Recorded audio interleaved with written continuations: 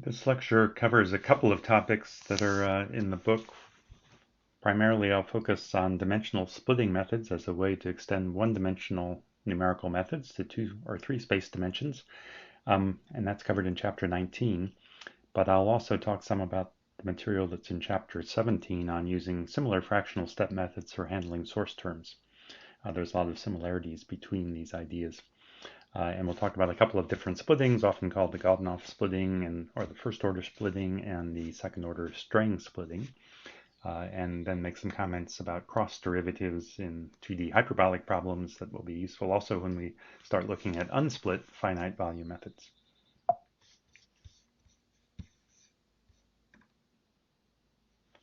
So first, let's look a little bit at what's in Chapter 17 on fractional step methods for equations with source terms.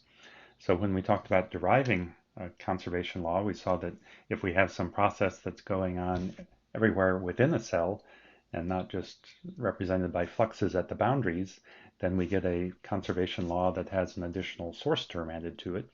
And it's often called a balance law instead. It's not conservative, but there's a balance often between the source term and the derivatives of the fluxes in a steady state. And I'll just look at the simple case where psi is a function of q. It could also depend explicitly on x and t, or psi could even depend on derivatives of q. For example, if we had a viscous term proportional to the second derivative qxx, you could think of that as being a source term, although implementing that would be a little more complicated. So the idea of a fractional step method is in order to advance the full solution, the solution of the full equation we're interested in, by some small time step delta t, we actually sort of split that up into substeps, and we alternate between solving the homogeneous equation, where we ignore the source term and just solve this equation, standard conservation law of the sort we've been studying, and we know good methods for doing that, so you would apply one of the standard high resolution methods for that. And then in the second step, instead we ignore the flux derivatives and we solve just this equation, qt equals whatever source term we have on the right hand side. And in the case where psi doesn't depend on derivatives of q, if it only depends on q itself or even just on x and t, then this is really just an ordinary differential equation at each point xt that's decoupled from what's going on anywhere else.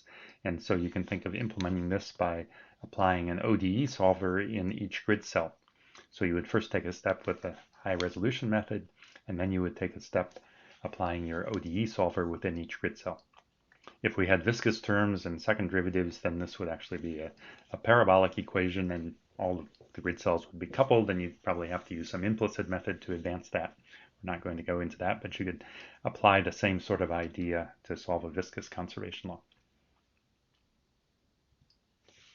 And in Clawpack, you can add in a source term by providing a Fortran subroutine called SRC1 in 1D, or in 2D or 3D. There's analogous subroutines, and the idea is you define some subroutine that takes a single time step with the qt equals psi term alone, and that is used every time step after taking a step with the homogeneous conservation law using whatever high resolution wave limiter method you're using in Clawpack. Then it would call this routine to apply your solver to advance the source terms each step. And we'll talk in a moment about the difference between the Godunov splitting and the Strang splitting, but there's a parameter that's equal to 0 if you have no source term, but is either 1 or 2 depending on what kind of source term you want to implement, what sort of splitting method you want to be using for the source term. So in particular, if we look at dimensional splitting as a way to solve a two-dimensional hyperbolic system, or a three-dimensional problem. And this could be done for the nonlinear case too, but I'll just write it here for the linear system in 2 dimensions. Then the idea is we split things between the one-dimensional equation qt plus aqx equals 0 and the other one-dimensional equation qt plus bqx equals 0, and we alternate between solving those. So we take x sweeps where on our finite volume grid, if we have just a Cartesian grid, for example. In the X sweeps, we're solving along each row of grid cells just with a one-dimensional method in X alone. And then once we've updated things in the X direction, we would go back and we would now solve things in the Y direction along each set of cells in the Y direction. We would solve the one-dimensional equation in Y. And this is a very easy way to extend any good method in one space dimension to 2 dimensions or even to 3 dimensions fairly easily. And it can be extremely effective and efficient, so it's definitely worth considering. Sometimes it doesn't work as well as some of the unsplit methods we'll look at later in terms of preserving isotropy. If you have an isotropic solution, that should remain sort of very symmetric. And there's some difficulty sometimes in applying it in conjunction with adaptive mesh refinement or on complex geometries, especially if you don't have a Cartesian grid but have some more complicated grid. It can be very difficult to do this sort of dimensional splitting. So another alternative is to try to use some unsplit method where we really tackle the full equation, the x derivative terms and y derivative terms together in each time step, and we'll look more at those methods in the next lecture. But for now, I'll focus on this dimensional splitting, which again can be very effective and easy to implement. And it is implemented in ClawPack as a standard option to use dimensional splitting. And another advantage in ClawPack is then you only need to provide the one-dimensional Riemann solvers for each of the equations that are solved in the X sweeps and the Y sweeps. And those are often easy to provide. To use the full unsplit methods, at least the high-resolution second-order type methods that are implemented in ClawPack, you also have to provide something called a transverse Riemann solver that we'll look at more in the next lecture as well. So let's step back a moment, though, and look at sort of a fractional step method more generally for a PDE, not necessarily dimensional splitting, but it'll cover this case as well. But to keep things simple, let's look at a linear PDE. You can apply these fractional step methods to nonlinear problems as well. But in terms of doing the analysis we're going to look at now, we'll assume that the PDE is linear and that it's of the form Qt equals A plus B times Q, or these script A operators, script A and script B, are potentially differential operators. So for example, in dimensional splitting, script A is whatever your A matrix is for a linear system times d by dx, and script B is your B matrix times d by dy. And from this differential equation, if you differentiate with respect to time and then plug the equation back in again, we find that Qt is A plus B times, or Qtt is A plus B times Qt, and then Qt is A plus B times Q, so we end up with Qtt is A plus B squared times Q, where A and B are these differential operators. And so if we do a Taylor series expansion to calculate Q at some advanced time delta t based on Q at the initial time, then we get a delta t times the time derivative Qt is just A plus B times Q plus a half delta t times the second derivative, which we just computed as A plus B squared times Q, and so on. And if you sort of factor out the Q of x0 that appears in all of these terms, then you get a series coming in here, which if A and B were just numbers, we would recognize that as the Taylor series for the exponential e to the delta t times A plus B. And it's convenient to think of or use this notation for our solution operator. We can think of the solution at time delta t is the solution operator applied to the initial data at time 0. So what do we mean by the exponential of a differential operator? Well, we mean exactly this Taylor series expansion here. That's how we define the exponential for the case where A and B can be differential operators. So this notation is convenient because now we can look at the fractional step method and think of that as first taking a step on just Qt plus A, or Qt equals AQ, and in that case, the solution operator then is just e to the delta t a for that differential operator. And so if we call that intermediate solution Q star, then Q star is e to the a delta t times the initial data. And then in the second step, we can take that Q star and apply the solution operator for the other problem, which is e to the delta t times b, to that in order to get an advanced solution Q double star at time delta t later. And so if we plug in this formula for Q star into the bottom row, we end up with this expression. So after a full time step, applying first the A operator and then the B solution operator, we find that Q double star is e to the delta tb times e to the delta ta times Q of x0.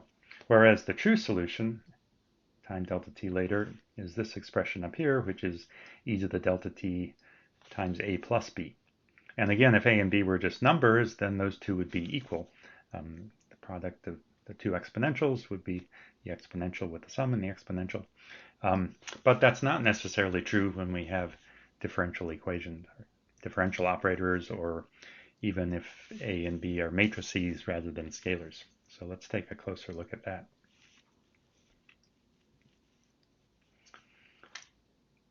So in general, we may be introducing some splitting error over a single step of this sort, the difference between the true solution at the end of the step and our solution that we compute with this fractional step approach is the difference between the true solution operator for the full problem and the product of the solution operators for these two subproblems applied to the initial data.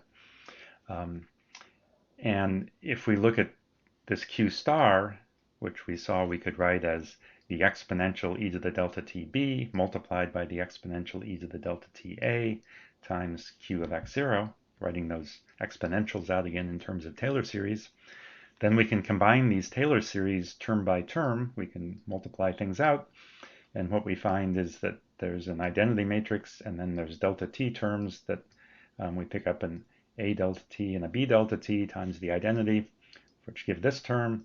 And then there's a bunch of terms that involve delta t squared, and those have this form. Half delta t squared times a squared plus 2ba, coming from multiplying this term times this term, plus b squared times q0.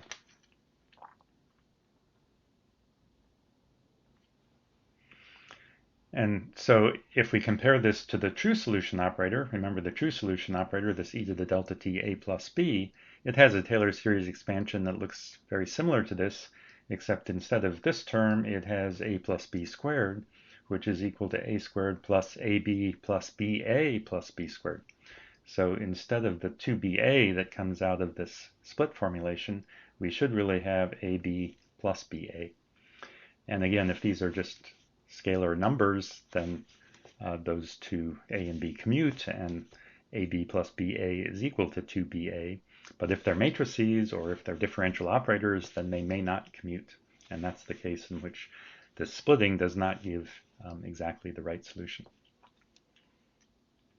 And I should have also said that what we're looking at right now is really just looking at the error, assuming we apply the exact solution operator in each step. So if we go back to this previous slide, I'm looking at the difference between applying the exact solution operator versus applying the exact solution operator for the A problem, followed by the exact solution operator for the B problem. In practice, you would be approximating those exact operators also by numerical methods, and so that would introduce additional error. But right now we're just looking at the splitting error in splitting up the problem. Even if we solve each subproblem exactly, we can still introduce a splitting error if these operators don't commute. So the difference between the true solution and the approximation after we take these fractional steps, everything drops out of the first few terms except for this ab minus ba in the delta t squared term, which is called the commutator of the two operators. And so there's in general a splitting error unless those two operators commute. So as one particular case where we have differential operators but things still do commute, if we look at constant coefficient advection, then the A operator is a scalar u times d by dx, and b is v times d by dy, and applying first b and then a to some function q, or applying first a and then b to some function to q, either way, we end up with just the product u times v times the the cross derivative qxy. And that's because the scalars u and v commute, and the differential operators d by dx and d by dy commute when we apply them to a single function q. So in that case, there's really no splitting error if we think of doing this splitting. On the other hand, if we look at variable coefficient advection, and we have the advection equation, but the u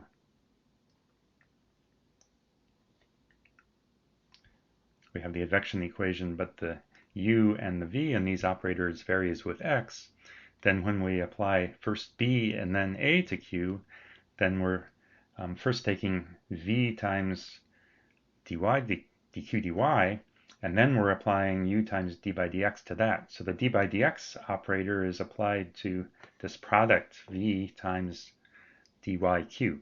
And so if v varies with x, then in addition to the uvqxy, we also pick up from the product rule u times vx times qy. And on the other hand, if we apply them in the opposite order, first applying a and then b, then we get u times dx applied to q, and then we apply v dy to that product, and so the product rule then gives us the same first term, uvqxy, but a different second term, v uy times qx. And so these don't necessarily agree in general. So for variable coefficient advection, there can be a splitting error, whereas for constant coefficient advection, in general, there's no splitting error. So in constant coefficient advection, if we have some velocities u and v that are constant in space, then you can think of if we have a velocity vector u and a velocity vector v that's the same everywhere, then things are simply advected in this direction, distance u delta t in x and v delta t in y in a single time step. And the splitting that we're looking at is the difference between sort of first advecting in u and then moving it in v, or first advecting in v and then moving it in u. And it doesn't matter which way you shift things, first to the right and then up, or first up and then to the right, you end up with the same solution either way. So there's no splitting error in that case.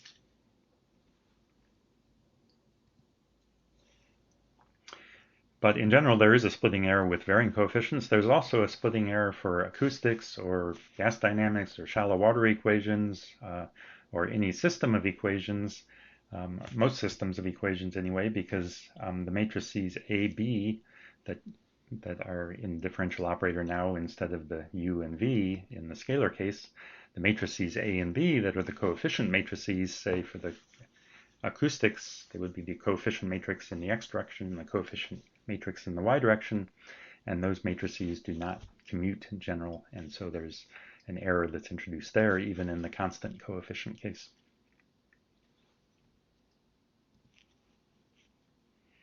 And notice, by the way, that if two matrices are simultaneously diagonalizable, if we can write A as r lambda r inverse, where r is the matrix of eigenvectors and lambda is the diagonal matrix of eigenvalues, and if B has the same eigenvector matrix r, but a different set of eigenvalues mu, so this M or capital mu is a diagonal matrix as well, then if we just multiply these two together, A times B is r times lambda times the r inverse r drops out, and then we have M times r inverse from the product.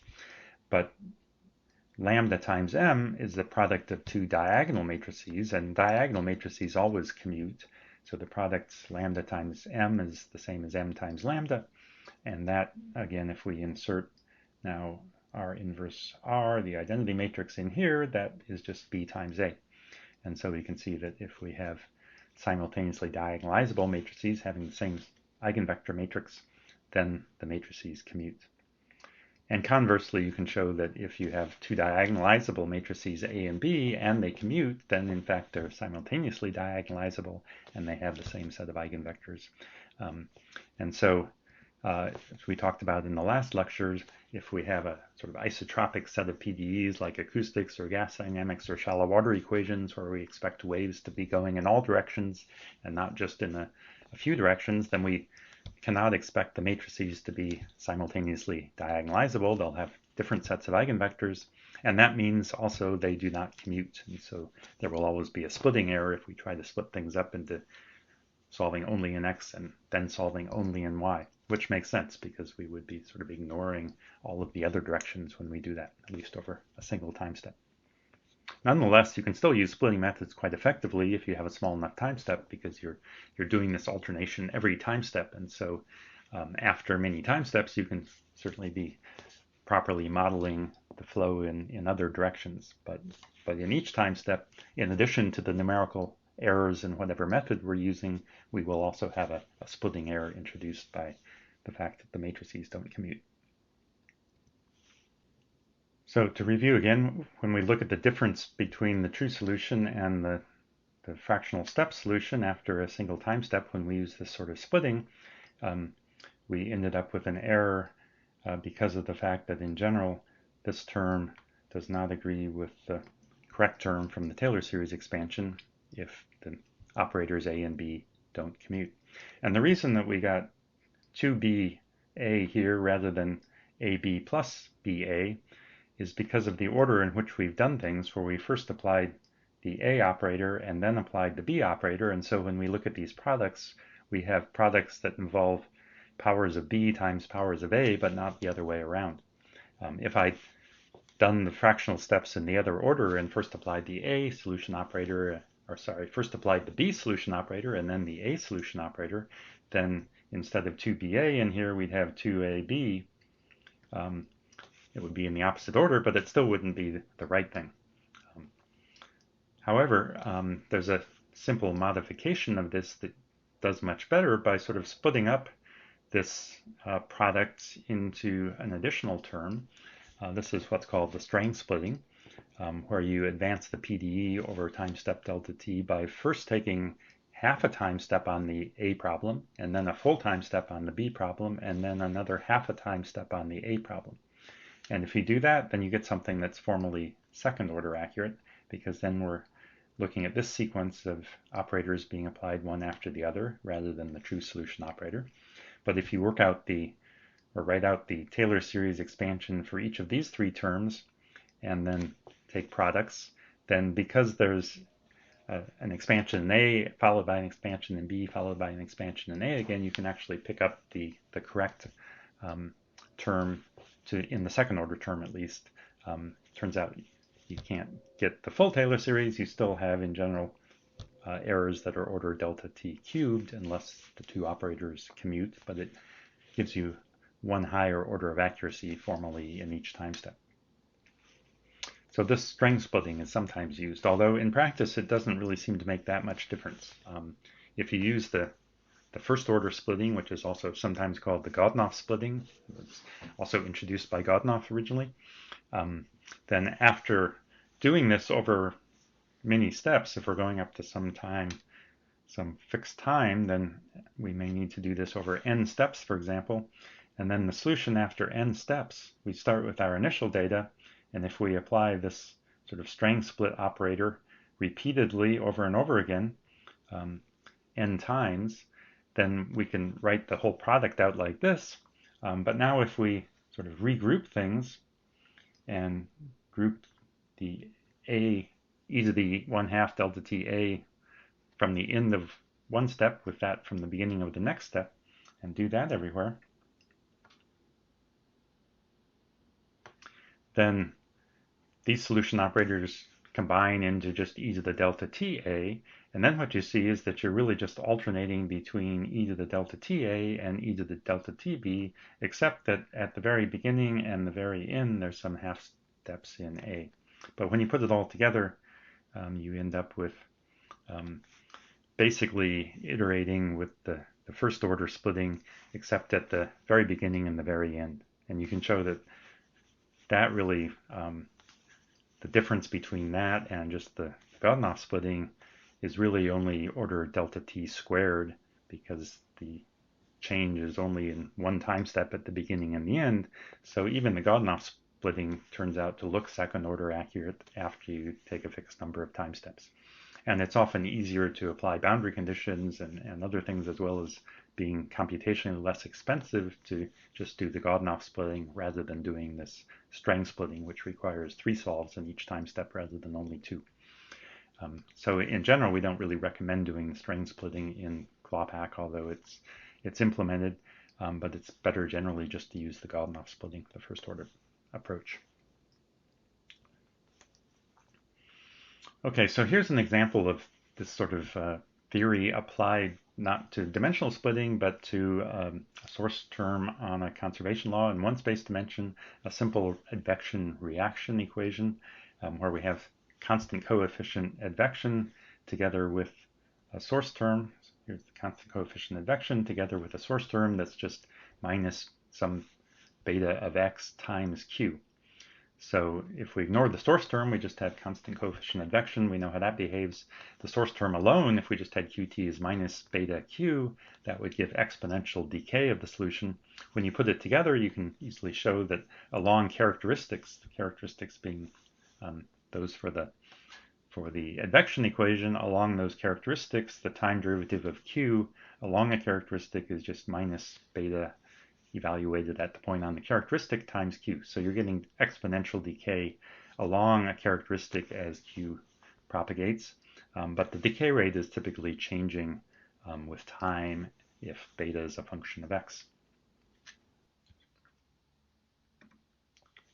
So in this problem, if we take the a operator to be the minus u d by dx from the advection equation part, and we take b to be simply minus beta of x times the identity, which will multiply the operator or the function q for the right-hand side part, then we can compute the products. If we first apply b and then a, then we get the u dx applied to beta of x times q, and that gives us u times beta of x times qx, but also by the product rule, u times beta prime of x times q. Whereas if we apply them in the opposite order and first apply a, which gives us minus u by u times qx, and then apply b to that, which multiplies by minus beta, then we get the same term, beta of x times u times dq dx. Those two agree, but there's this additional term that would be the splitting error in this case. And so in general, unless beta prime is 0 or beta is constant, there will be a splitting error. And in this case, we can again sort of visualize where the splitting error comes from. If you think about drawing a picture here where if this is the x-axis, so that beta is large to the left and smaller over to the right, and if we start with initial data, let's say a Gaussian hump in our Q, then what happens if we use this fractional step method depends on what order we do things in. For example, if we first apply the source term where beta is large, then we get a lot of decay and we would get this solution. And then if we apply advection to that, that's going to advect according to the constant coefficient advection equation with unchanged shape. And so we get this small hump over here. On the other hand, if we reverse the order and we first applied the advection, then our initial hump would simply advect with unchanged shape. And if beta is smaller now over here, then it's going to decay by much less when we apply the reaction term or the decay term at this value of x where beta is smaller. And so we'll get the dashed line here with a much smaller amount of decay. And the true solution is actually somewhere in the middle, because in reality, the advection and reaction terms are happening simultaneously. And so along the characteristic, we have the equation that the time derivative of q along the characteristic is minus beta of x times q. And so it's constantly decaying at a rate beta that's decreasing as we move along. So the true solution would be somewhere in between these two extremes. But we can see that there's going to be a splitting error that comes from applying either the advection first and then the reaction term, or vice versa.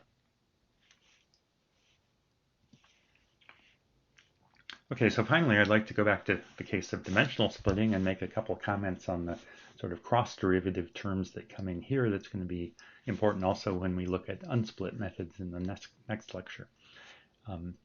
So if we look at, again, a a linear system in two space dimensions, qt plus aqx plus bqy equals 0, then we can calculate the second derivative, qtt, by differentiating this equation again with respect to time, and then the qtx and qty that come in we can replace by differentiating the original equation with respect to x or with respect to y, and what we find is that qtt is equal to this expression over here, which we can also look at as being a times d by dx plus b times d by dy, the full differential operator, squared.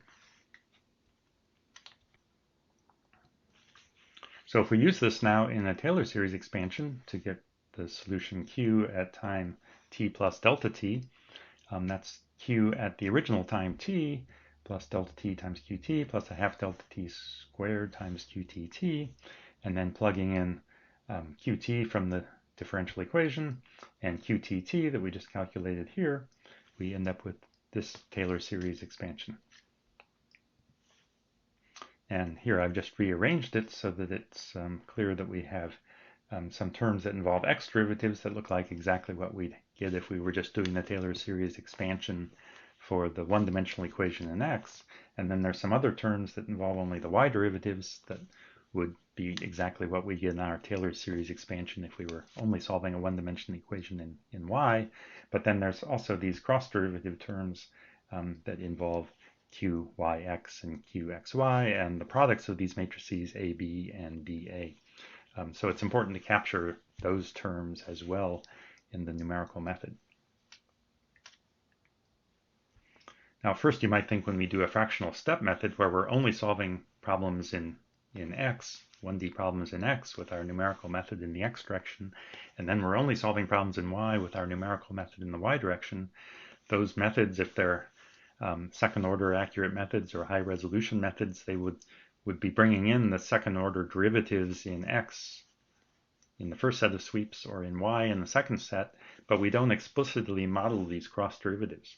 Nonetheless, even with the fractional step method, we do in essence approximate these cross derivative terms in part, at least not exactly correctly, but in part, because if you apply first the 1D method in x and then in y, you're applying the method in y to what has already been updated in x, which already involves corrections due to x derivatives, and now we're applying y differences to those. So this gets a little bit messy, but I'll try to interpret it for the simple case of the Upwind method on a 2D linear system. So if we apply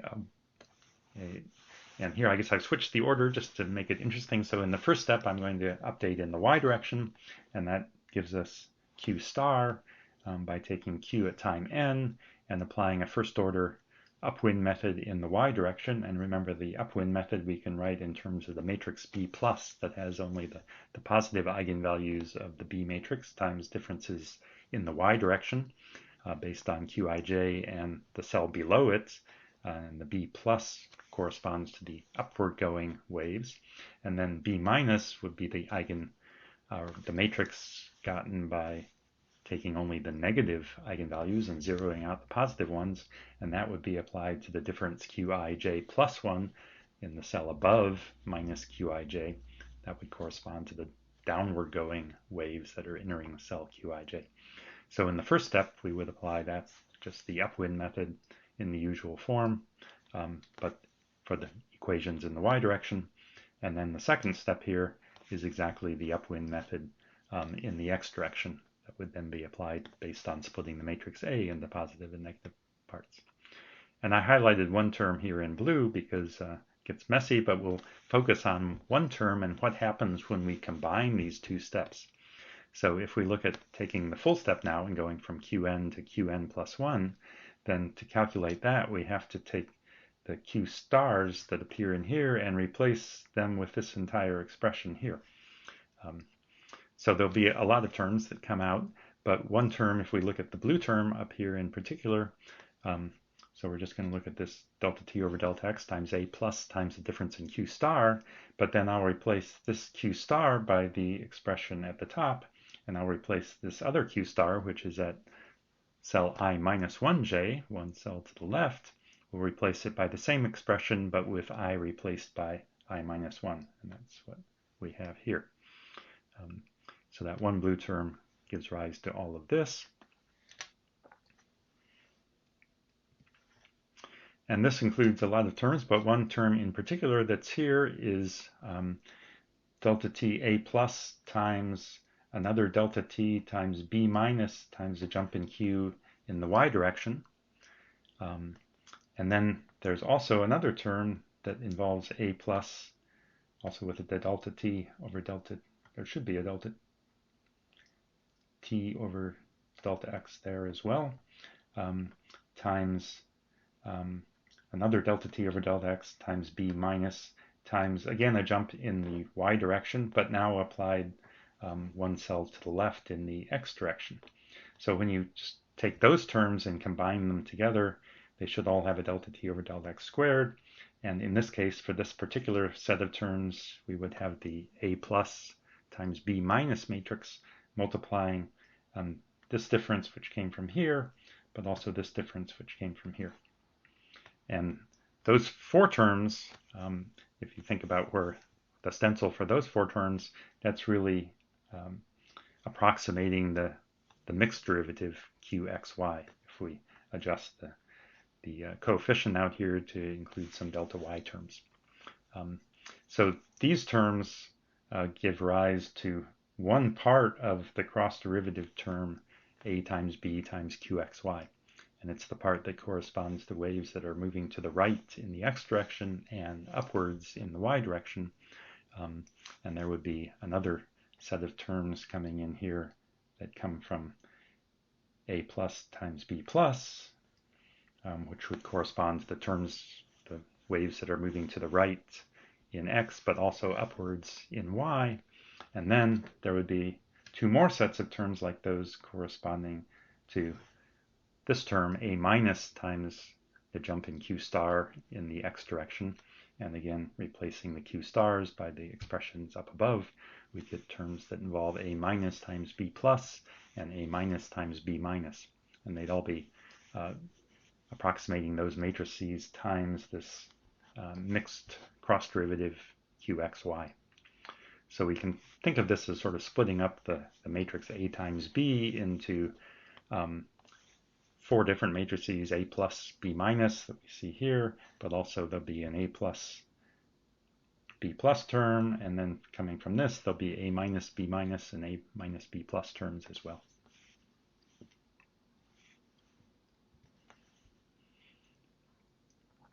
And just to remind you, these a plus and a minus matrices from the 1D Upwind method, we obtained, if we split up A into its eigenvalue decomposition, but then take the diagonal matrix and either zero out the negative values to give us lambda plus, or zero out the positive values to give us lambda minus, and then recombine with the eigenvectors, that's how we define A plus and A minus.